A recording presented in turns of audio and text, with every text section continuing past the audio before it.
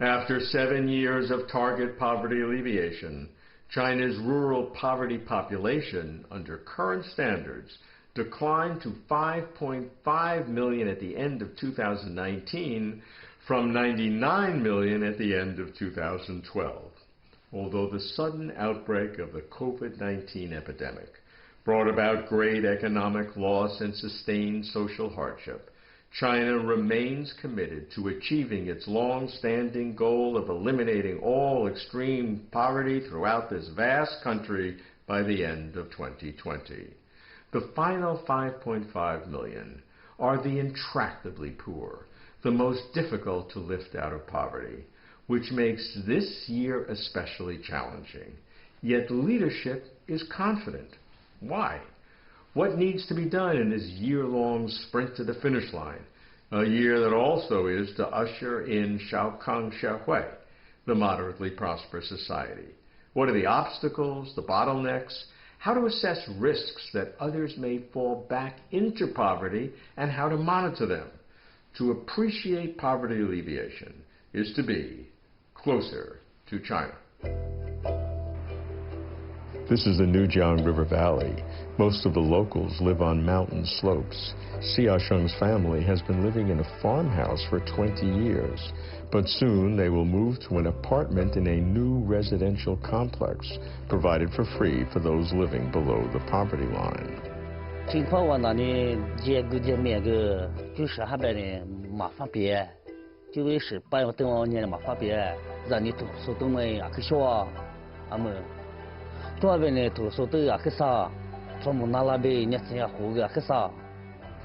away down the valley, workers are adding the final touch to this relocation site. Across Fugan County, the poorest in the region, more than 15,000 mountain dwellers will move into places like this. And in all of Nujiang Prefecture, some 100,000 people will be relocated in this month alone. 山上呢都是这个生态脆弱区。 还有地质灾害这个敏感区，那么还有呢，就是我们通水、通路、通电极不方便的地区，所以把这些群众呢，通过异地搬迁呢，可以从根本上呢阻断贫困的代际传递。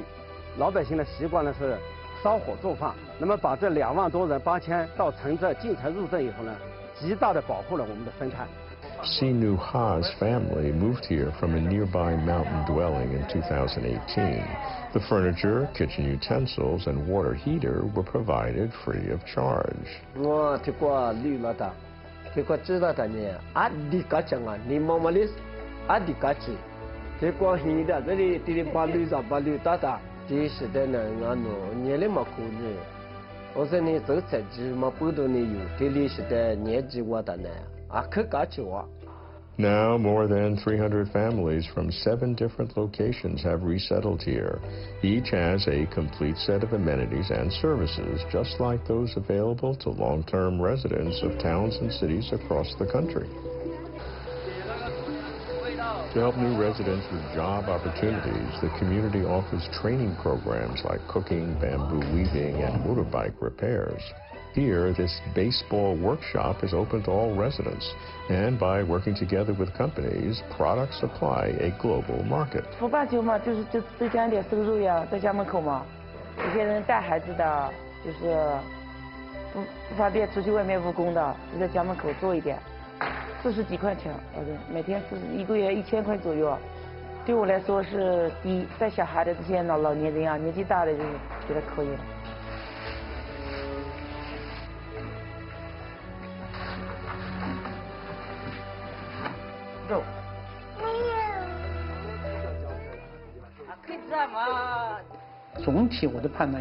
Relocation is a large-scale plan. Most of the relocated households enjoy improved living conditions. We actually monitor this situation every year, and it turns out that for the relocated households, their income has risen significantly, while their healthcare, education, and housing conditions have also improved greatly. Before 2013, China's poverty alleviation mainly focused on villages and counties in 14 contiguous destitute areas. Then in 2013, when General Secretary Xi Jinping took a visit to Western Hunan province, he proposed targeted poverty poverty alleviation, and then the poverty alleviation efforts gradually focused on targeted regions and households. This approach has helped poor households emerge from poverty one by one. The poverty alleviation campaign has become an increasingly precise process. In addition to relocation, targeted poverty alleviation includes industrial development, often micro-businesses, education, eco-compensation, and Social Security. With these measures, China has made great progress in alleviating poverty.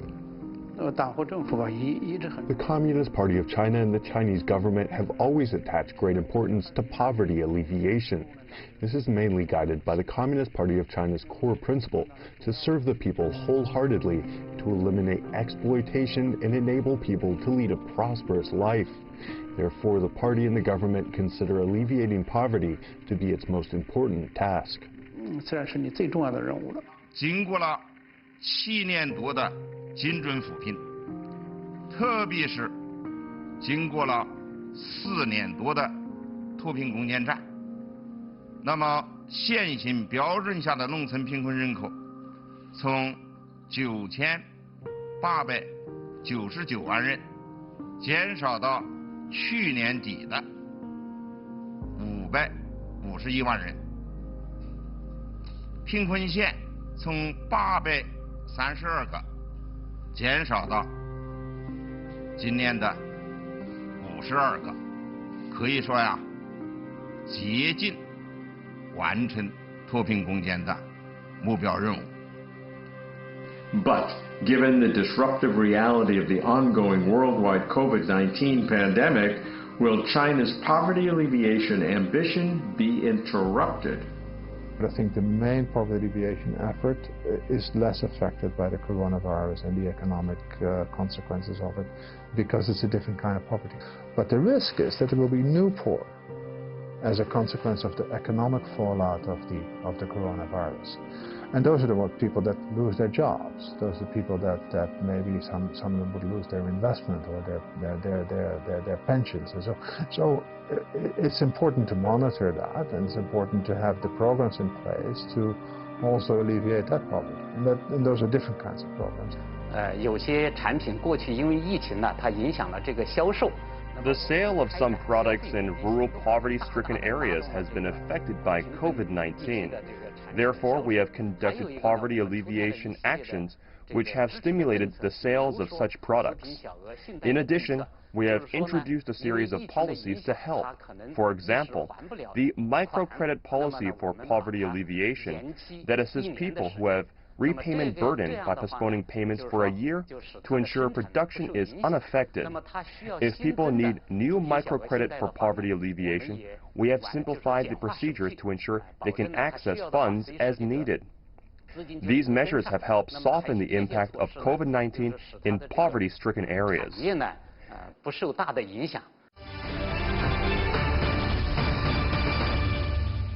Then, really, how close is China to achieving its 2020 goal of poverty alleviation? What major challenges are left? 那么我们现在还有几百万的人口没有减贫。 There are still several millions of people, 52 poor counties, and 2,707 villages that remain in poverty. Despite the decades-long achievements in poverty alleviation, there are still lingering poor households, the biggest challenge in poverty alleviation. To get these people and areas out of poverty, we have to work even harder. Besides, China also faces the daunting task in consolidating the current poverty alleviation achievements. We have figured out that there are 2 million people whose status are unstable, which means they risk falling back into poverty. There are some people who were placed above the poor household bracket at the beginning, but still receive a low income and therefore are on the brink of falling into poverty. There are 3 million such people. The good thing is that the final stretch of poverty alleviation actually depends less on growth than it did in the past. In the past, poverty alleviation was largely creating growth. Now that's a bit different. Now the people that the remaining poor either are not capable of working or they're in very difficult circumstances, and they need much more targeted help. So just general growth does not really help them.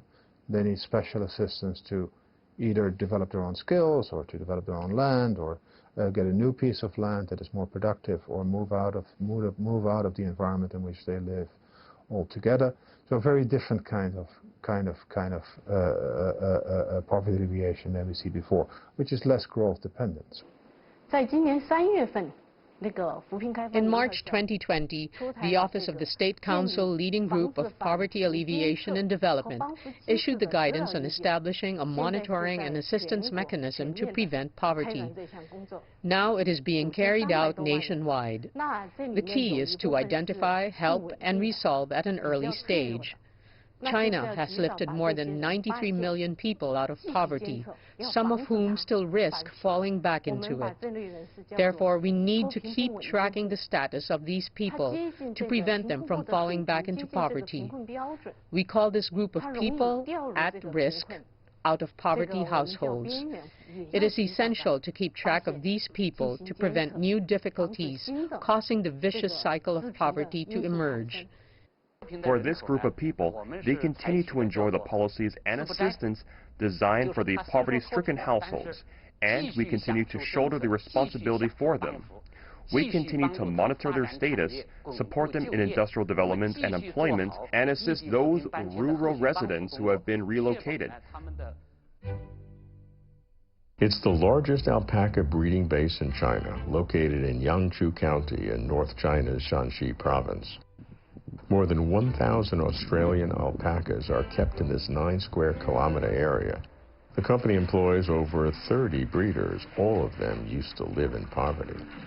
If I go out and look for a job, no one will hire me at my age. But now I can work right here in my village. I make nearly 30,000 yuan a year, a large income for me. The company says 90% of its revenues comes from selling alpacas as pets. A young alpaca can fetch about 20,000 yuan. Last year, 700 alpacas were sold. The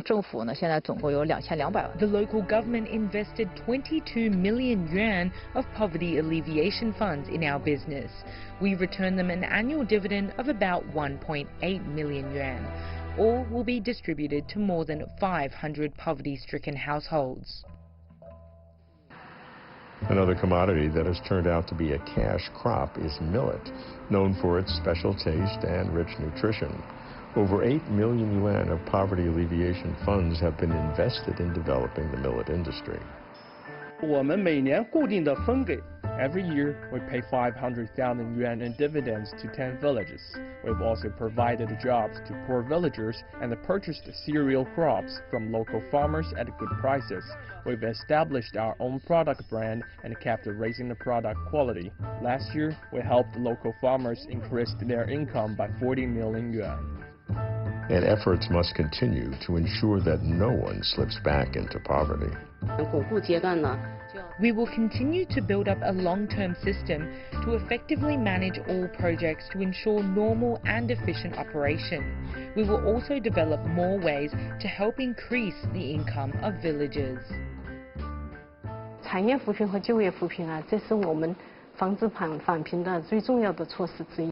Industrial development and employment are one of the most important measures to prevent people from falling back into poverty. This is also what we call on to conduct poverty alleviation.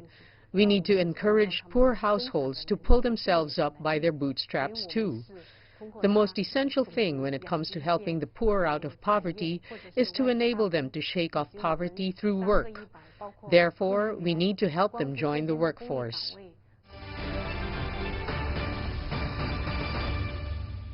In China's long war on poverty, one of its unique features is the massive mobilization of party cadres and government officials to work on the front lines.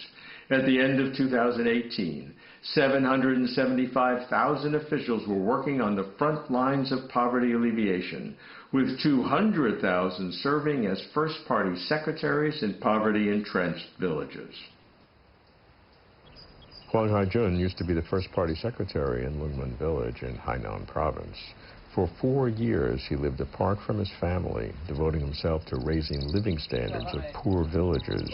He learned the needs of these poor villagers and provided advice and guidance. 我当时是主动申请下来的。当时那天我看到那个通知啊，他9个月的时候我就下来了。中午回家吃饭，我跟我老婆在吃饭，我说我想下来挂村，看了我一眼，他说去多久啊？我说1年。但是我觉得现在挺好的，怎么知道挂完1届，现在是第2届了。今天培训最后一天了。 学到一点是吧？平时主要的工作就是进村救护，就是跟农户交谈，再看农户需要做哪些帮助。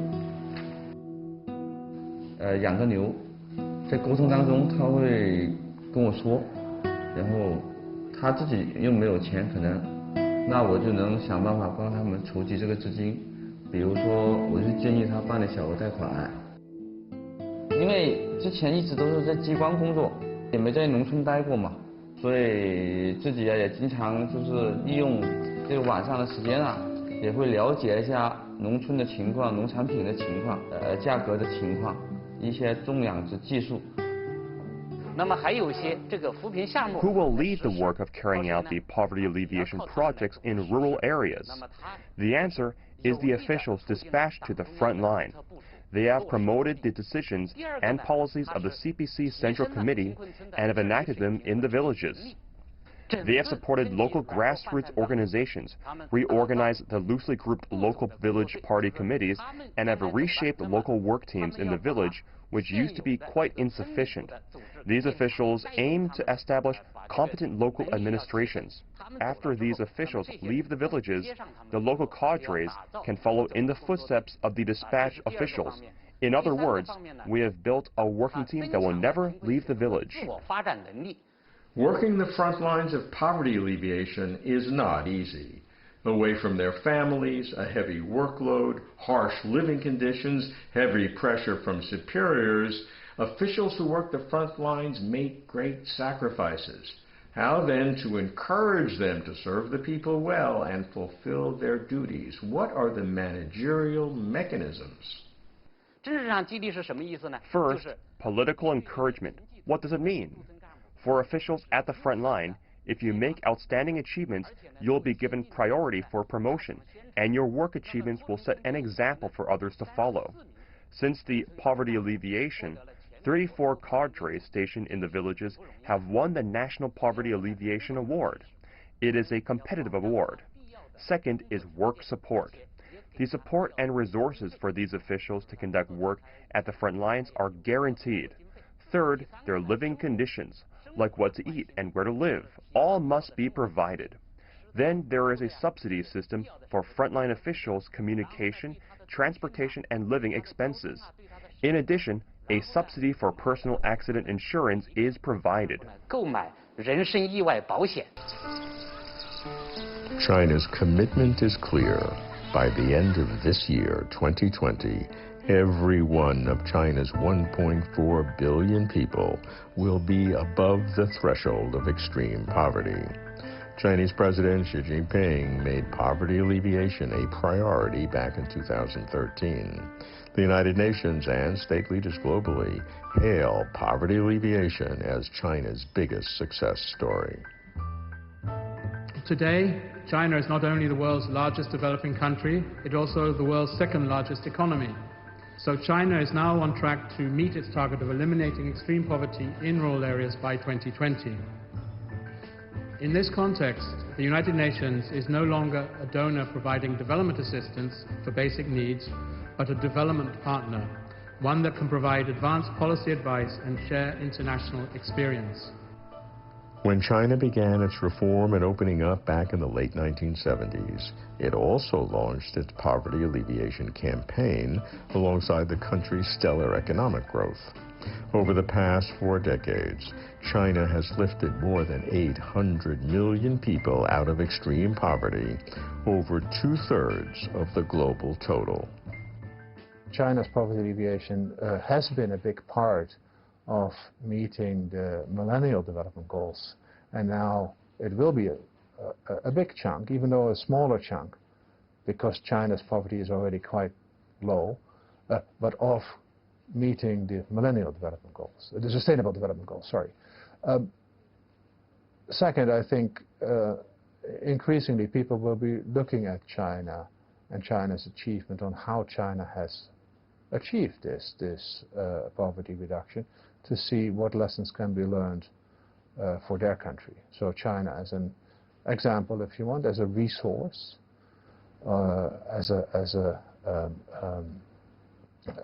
fount of ideas for poverty reduction around the world. That's going to be quite important. Third, I think China has been quite instrumental also in shaping some of the dialogue in the UN around the Millennial Development Goals. China is contributing to achieving the Millennial Development Goals by means of supporting the UN and also bilateral development assistance. That's going to be a factor as well.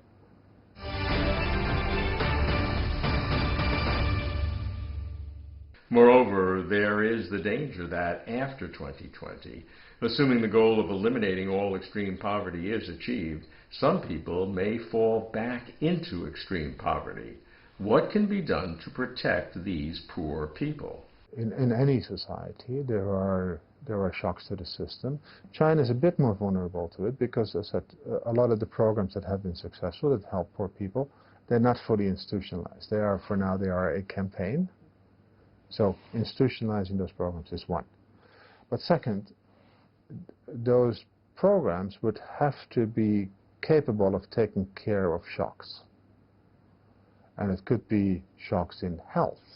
It's a big factor in China of getting people into poverty, i.e. a health shock with lots of health expenditures, getting better health insurance, taking care of catastrophic health spending is a very important aspect of that, to give one example. But people lose their jobs. Some, the urban employees, they have good unemployment insurance, others less so.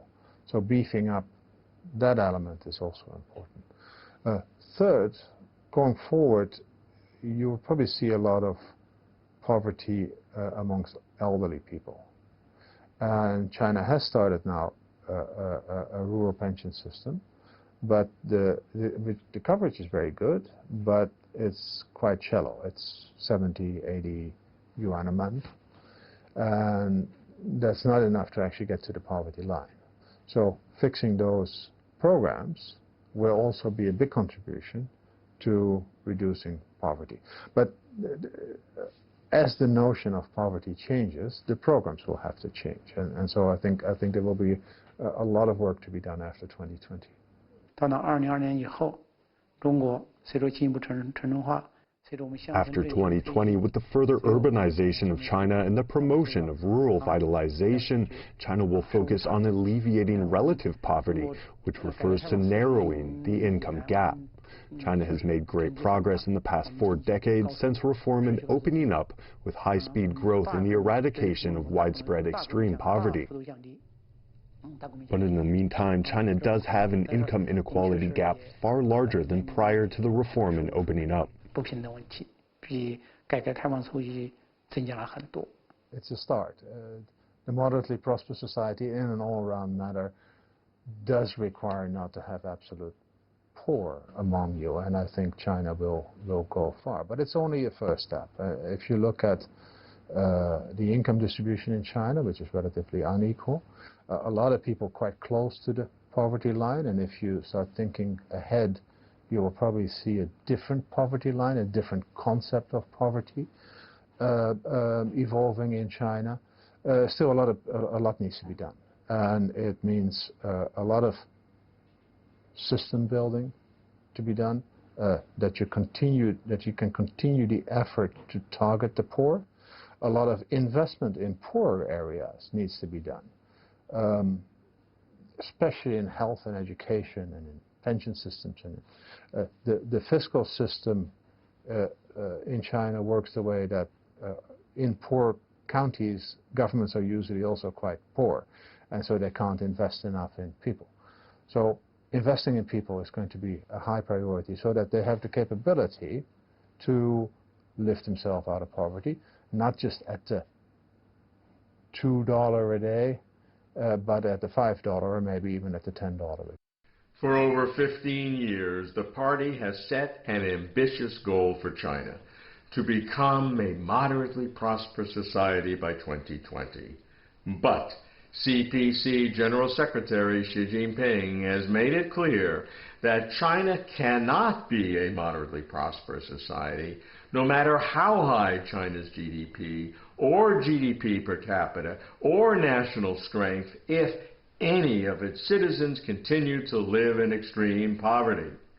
She said, "I have spent more energy on poverty alleviation than on anything else." As 2020 began, China could just about see success when suddenly, in January, COVID-19 hit, shutting down society and cratering the economy. Priorities shifted abruptly to fighting the pandemic, mobilizing the country, and implementing the most far-reaching healthcare containment in history. As soon as success was achieved, remarkably rapidly, with very few new cases, although no one was complacent, President Xi declared that China's poverty alleviation goals for 2020 must still be met. The party, he said, had made a solemn commitment to the people. Looking beyond 2020, even if all extreme poverty is eliminated, what happens then? Just because a family has been raised just above the extreme poverty line for 1 year doesn't make them invulnerable to falling back beneath that line, nor does it make them moderately prosperous. How then to make China's poverty alleviation campaign sustainable? That's the challenge, and that's closer to China.